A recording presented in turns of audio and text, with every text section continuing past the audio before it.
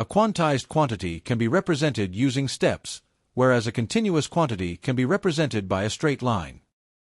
Now, something interesting happens if we make those steps smaller and smaller. They begin to resemble a straight line. But a straight line corresponds to a continuous quantity. When the step size becomes extremely small, we can treat the quantity as continuous.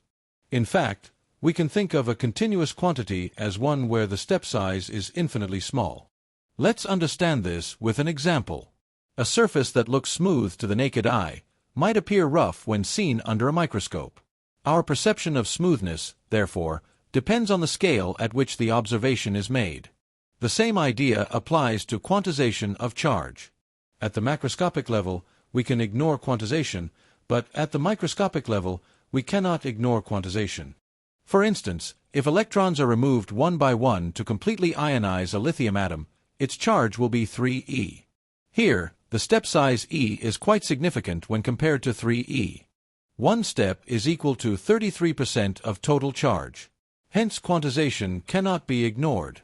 But as we go to larger systems, the number of electrons involved becomes massive, and the steps become tiny in comparison to the total charge. For instance, when you rub a balloon against your hair, electrons get transferred from your hair to the balloon, causing attraction. Even a single rub can transfer around 625 billion electrons. A single electron is almost nothing compared to 625 billion. Hence, quantization can be ignored. Here's something to ponder. Space and time are considered to be continuous, but is it possible that space and time are also quantized at a fundamental level? Well, the answer may evolve with the advancement in physics.